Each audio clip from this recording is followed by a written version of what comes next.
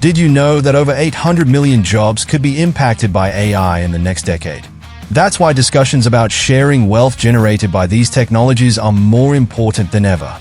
Today, I'm excited to be joined by Andrew Yang, a visionary thinker who's been at the forefront of this conversation. As the founder of Venture for America and a 2020 presidential candidate, Andrew has been a strong advocate for universal basic income, or UBI. He believes that as AI advances, we need to rethink how we distribute wealth and ensure that everyone benefits from these technologies. The concept of sharing wealth generated by AI is crucial, especially when you consider that many industries will be impacted by automation in the not-so-distant future. We need to have a plan in place to support workers who will be displaced and ensure that the economic benefits of AI are shared fairly. Andrew's passion for this topic is infectious, and I'm excited to dive into his vision for how we can make this a reality. So, let's get started and explore the importance of sharing wealth generated by AI. In the current industrial landscape, AI is being adopted at an unprecedented rate. From manufacturing to healthcare, AI is being used to increase efficiency, reduce costs, and drive innovation. However, this rapid adoption has also led to concerns about job displacement and the potential widening of the wealth gap. According to a report by the McKinsey Global Institute, by 2030, up to 800 million jobs could be lost worldwide due to automation. That's roughly 20% of the global workforce. It's clear that we're on the cusp of a significant transformation, one that demands our attention and action. The rise of AI threatens to exacerbate existing social and economic inequalities.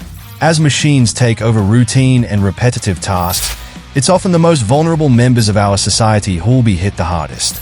Low-income workers, minorities, and women are already feeling the effects of automation, and this trend is only likely to continue unless we take proactive steps. One of the most significant challenges posed by AI is its potential to widen the wealth gap. As machines become more efficient, corporate profits will likely increase, but this wealth may not trickle down to the workers who've been displaced. Instead, it could further concentrate wealth among the top 1%, perpetuating a system of inequality. The irony is that AI has the potential to create unprecedented wealth, but it's up to us to ensure that this wealth is shared fairly. We need to start asking ourselves tough questions about our values and what kind of society we want to build in the age of AI. To mitigate the negative effects of AI, we need to rethink our economic systems and policies. The current model, which relies heavily on employment and income taxes, is no longer fit for purpose. We need to explore alternative models that prioritize people's well-being and dignity, rather than just their productivity. The stakes are high, and the time to act is now. If we fail to address these challenges, we risk creating a society of unprecedented inequality, where the benefits of AI are reserved for the privileged few. Andrew Yang's vision for universal basic income is centered around the idea that every citizen deserves a minimum level of economic security, regardless of their employment status. By providing a safety net, UBI could help alleviate the stress and anxiety that comes with job displacement and give people the freedom to pursue new opportunities and careers.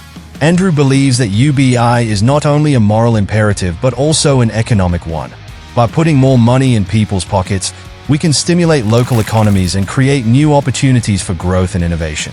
It's an idea that's gaining traction, with cities like Stockton, California, and Ontario, Canada, already running UBI pilot programs. Implementing UBI would require significant changes to our tax policies and social welfare systems. It would demand a shift in our values, from one that prioritizes productivity and efficiency to one that values human dignity and well-being. Andrew's proposals for funding UBI are centered around a value-added tax, or VAT, on companies that benefit the most from automation.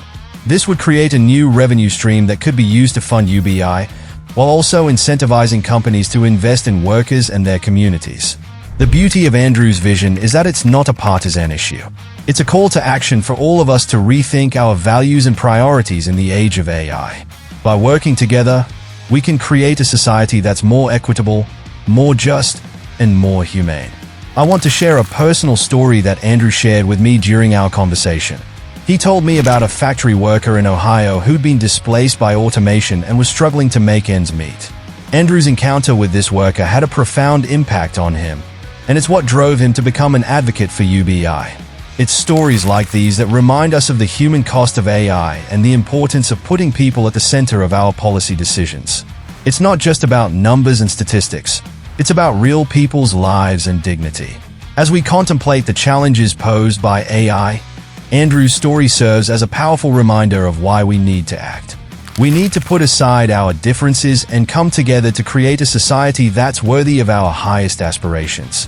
In conclusion, the conversation about sharing wealth generated by AI is not just about economics. It's about our values and our humanity. It's about recognizing that we're all in this together and that our collective well-being depends on our ability to work towards a common goal. As we move forward, it's essential to remember that AI is a tool, not a destiny. We have the power to shape its impact and create a society that's more equitable and just. It's up to us to seize this opportunity and create a brighter future for all.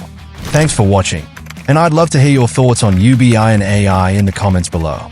If you want to explore more insights on technology and society, be sure to check out my related videos.